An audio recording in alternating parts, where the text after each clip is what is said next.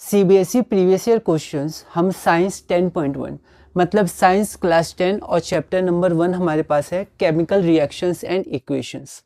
तो उसमें हमने क्लास नंबर 7 तक किया था। हम सीबीएसई के प्रीवियस ईयर क्वेश्चंस कर रहे हैं जो 2025 से 2019 तक आए हैं। तो यहाँ पर ये मेरे पास एनसीईआरटी है जो हमारी बेस बुक है और यहाँ पर मेरे क्वेश्चंस हैं। मैंने जो क्वेश्चंस यहाँ लिखे हुए हैं सीबीएसई प्रीवियस ईयर क्वेश्चंस। तो हम लोग आगे बढ़ते हैं क्लास नंबर 8 में। तो 2025 में ये क्वेश्चन आया था 1 मार्क का। क्वेश्चन क्या है कि हमारे पास ये एक इक्वेशन दिया हुआ है, ठीक है, केमिकल इक्वेशन, और ये हमारे स्टोइचियोमेट्रिक कोएफिशिएंट दिए, मतलब कोएफिशिएंट्स दिए हुए हैं इसके, ठीक है। अब हमें बताना है पी, क्यू, आर और एस की वैल्यूज़ क्या है। और यहाँ पर आपके ऑप्शन है 3, 2, 2, 1, 2, 3, 3, 1 ऐसे करके। तो हम लोग इसको कैसे प्रोसीड करेंगे, तो हम लोग इक्वेशन मान के आगे बढ़ सकते हैं जैसे हम लोग मैथ्स में करते हैं, या फिर हम लोग डायरेक्ट भी इसको लिख सकते हैं और कंपेयर करके लिख सकते हैं। तो लैंग्वेज अलग अलग हो सकती हैं, तो हम लोग इसको पीडीएफ में देखेंगे, पर अभी यहाँ पर हम लोग इसको सॉल्व करते हैं। तो यहाँ पर पहले हम लोग इसको बैलेंस कर लेते हैं। तो यहाँ पर आप देखिए एल्यूमिनियम है हमारे पास, यहाँ पर हमारे पास वाटर हो गया, यहाँ पर एल्यूमिनियम ऑक्साइड, और वहाँ पर हमारे पास हाइड्रोजन हो गया, ठीक है। अब यहाँ पर इसको बैलेंस कैसे करेंगे, तो हम लोग शुरू करते हैं एल्यूमिनियम से शुरू कर देते हैं क्योंकि यहाँ पर ये अकेला है। तो 2 यहाँ है तो यहाँ पर भी ये 2 हो जाएगा, कोई दिक्कत नहीं। आगे हम लोग ऑक्सीजन देख लेते हैं। ऑक्सीजन यहाँ पर 3 है और यहाँ पर 1 है, तो इसको 3 टाइम्स कर देते हैं। तो 3 1s are 3 और ये 3 हो गया। अब हमारे पास अनबैलेंस सिर्फ हाइड्रोजन है, यहाँ 6 है, यहाँ पर सिर्फ 2 है, तो 3 2s are 6, तो 3 2s are 6। तो ये हमारा बैलेंस हो गया। बस कंपेयर कर देंगे हम लोग, P की वैल्यू 2, Q की वैल्यू 3, R की वैल्यू 1 और S की वैल्यू 3 हो जाएगी। तो हमारा आंसर हो जाएगा 2 3 1 3। तो 2 3 1 3 हमारा ऑप्शन नंबर सी है, तो उसको हम लोग देख लेंगे। अगला क्वेश्चन हम लोग देखते हैं, list the possible sources of energy required in decomposition. तो ऐसे क्वेश्चंस पूछे गए हैं, ये इंपॉर्टेंट क्वेश्चन है। तो डिकम्पोजिशन रिएक्शन, तो हमारे पास जो डिकम्पोजिशन रिएक्शन होता है, डिकम्पोजिशन रिएक्शन, उसमें हमारा क्या होता है कि जो रिएक्टेंट होता है वो टूटता है, तो एनर्जी चाहिए ब्रेक होने के लिए। तो यहाँ पर एनर्जी किसके किसके कारण प्रोवाइड हम लोग कर सकते हैं, किसके किसके द्वारा हम लोग प्रोवाइड कर सकते हैं। सबसे पहले तो हीट, जिसे थर्मल डिकम्पोजिशन कहते हैं। उसके बाद लाइट से, तो हम लोग सनलाइट यहाँ पर लिख सकते हैं, ठीक है। और उसके बाद इलेक्ट्रिसिटी से, इलेक्ट्रिसिटी। इनके एग्जाम्पल्स भी पूछे गए तो आप एक एक इंडिविजुअल एग्जाम्पल आप ध्यान रख सकते हैं। क्वेश्चन हमारे पास 2025 का ही 2 मार्क्स का क्वेश्चन है। पहला है, list the possible sources of energy required in decomposition reactions, illustrate any one with a suitable example. तो डिफरेंट टाइप्स ऑफ एनर्जी ये रहे और हम लोग को किसी एक को सुटेबल एग्जाम्पल के साथ इसको इलस्ट्रेट करना है, दिखाना है।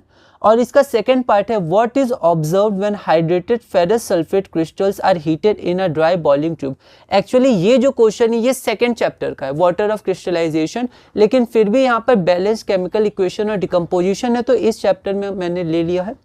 तो what is observe when hydrated ferrous sulphate, तो FeSO4, और हाइड्रेटेड है तो 7H2O, crystals are heated in a dry boiling tube and give balanced chemical equation of the reactions that occur. तो यहाँ पर हम लोग पार्ट 1 पहले देख लेते हैं। Heat, light and electricity are the possible sources of energy required in decomposition reactions. यहाँ पर मैंने सनलाइट का एग्जांपल दे दिया है।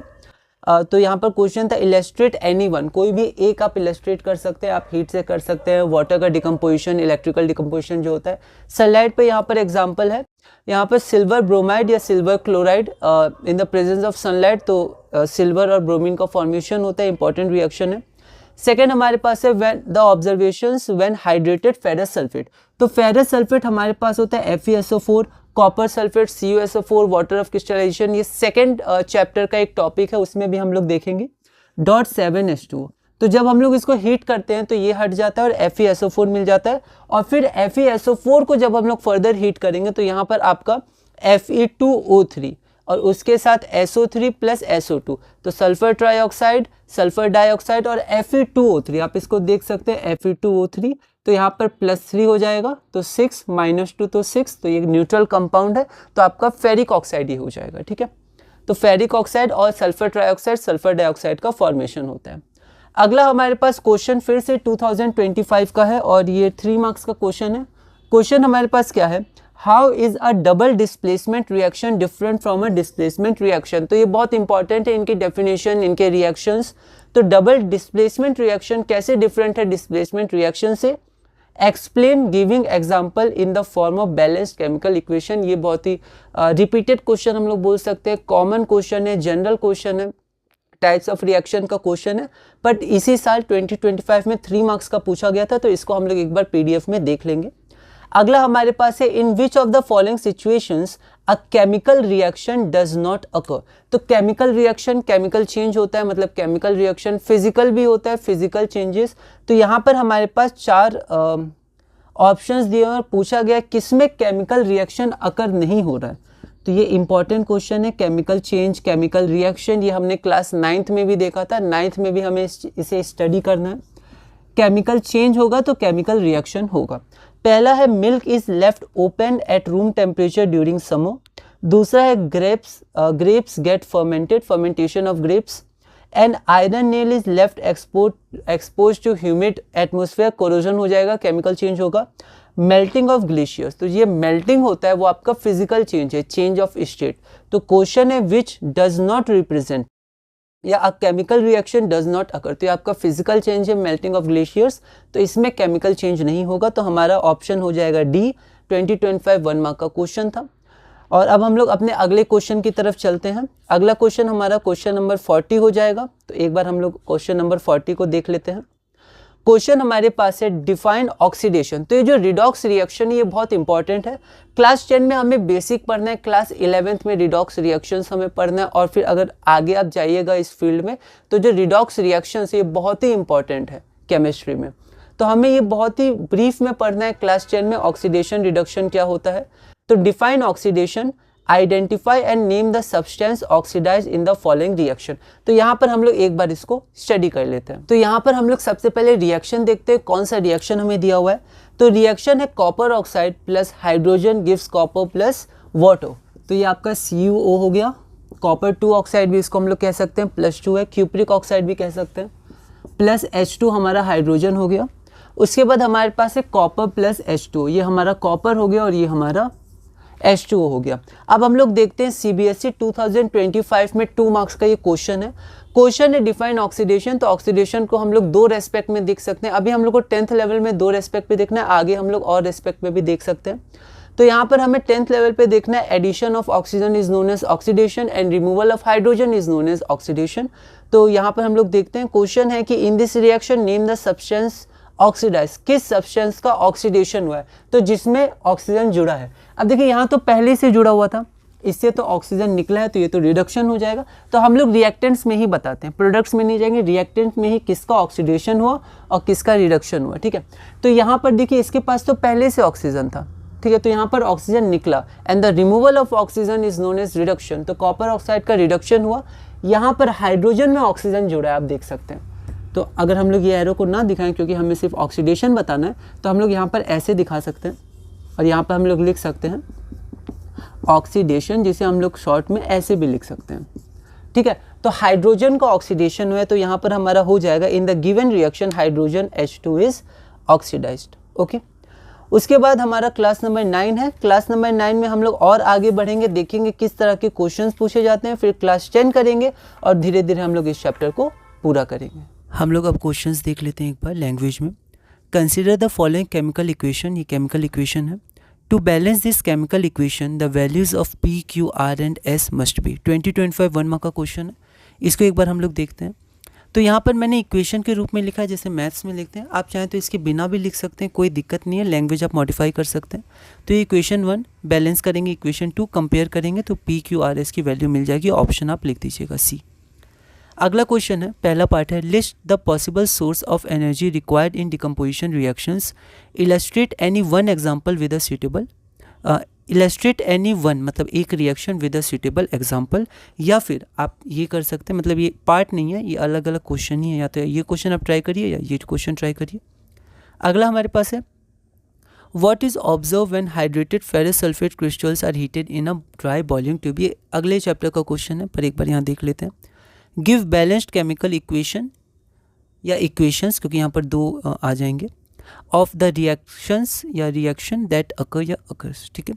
2025 2 मार्क्स देख लेते हैं। पहला पार्ट में हीट, यहाँ पर आप ए लिख दीजिएगा ना, ए हम लोग अगर ट्राई कर रहे हैं तो heat light, electricity are possible sources of energy required in decomposition reactions. Example के लिए silver bromide, sunlight में silver और bromine, और any other example और statement. या फिर आप ये ट्राई कर सकते हैं। तो ये मार्किंग स्कीम में ऐसा था, तो मार्किंग स्कीम के अनुसार मैंने ये आंसर लिखा है, और जनरली मार्किंग स्कीम के अनुसार ही मैं आंसर इसमें लिखता हूँ, ठीक है, जो 2025 तक आए हैं, 2025 में आए हैं जो मार्किंग स्कीम के अनुसार। The observations when hydrated ferrous sulphate crystals are heated in a dry boiling tube are, पहला water droplets on the upper part of the test tube, तो वो हमें दिखता है। Colour change from green to white, तो जो ferrous sulphate होता है हाइड्रेटेड वो ग्रीन कलर का होता है, कॉपर सल्फेट ब्लू कलर का, ये सब ध्यान रखना है। अगला हमारे पास है white to brown change of colour on heating strongly, तो और हीट करेंगे तो वाइट से ब्राउन कलर में चेंज होगा। And pungent smell of burning sulphur, तो आप देख सकते हैं सल्फर फॉर्मेशन हुआ उनके ऑक्साइड्स का, तो उसका पंजेंट स्मेल भी आता है। बैलेंस केमिकल इक्वेशन में पहले हीट करेंगे तो वाटर ऑफ क्रिस्टलाइजेशन ये अलग होगा, हमारे पास फेरस सल्फेट आएगा, ठीक है, एनहाइड्रस हम लोग इसको बोल सकते हैं, वाटर नहीं है इसमें। और ज़्यादा हीट करेंगे तो यहाँ पर हमारे पास फेरिक ऑक्साइड, सल्फर डाइऑक्साइड और सल्फर डाइऑक्साइड का फॉर्मेशन होगा। अगला क्वेश्चन देखते हैं, how is a double displacement reaction different from a displacement reaction, explain giving example in the form of balanced chemical equations. 2025 3 marks का क्वेश्चन है, तो हम लोग लैंग्वेज में देखते हैं। In a double displacement reaction an exchange of ions take place between the reactants, तो exchange of ions होता है। Whereas in a displacement reaction a more reactive element displaces less reactive element from its compound, तो उसमें displacement होता है, जबकि जो double displacement होता है उसमें एक्सचेंज ऑफ आयंस होता है, तो हम लोग कह सकते हैं 2 बार डिस्प्लेसमेंट होता है, ठीक है। अलग अलग लैंग्वेज में आप अलग अलग लैंग्वेज के अनुसार अपनी लैंग्वेज मॉडिफाई करके आप अलग अलग आंसर लिख सकते हैं। तो यहाँ तक आपको 1 मार्क मिल जाएगा, मार्किंग स्कीम के अनुसार ये है। एग्जाम्पल्स में आप लिख सकते हैं, ये एग्जाम्पल हो गया डबल डिस्प्लेसमेंट रिएक्शन का 1 मार्क, और ये आपका डिस्प्लेसमेंट रिएक्शन का 1 मार्क। कोई और भी एग्जाम्पल आप इसमें लिख सकते हैं। अगला क्वेश्चन है, in which of the following situations a chemical reaction does not occur, किसमें केमिकल रिएक्शन अकर नहीं होगा।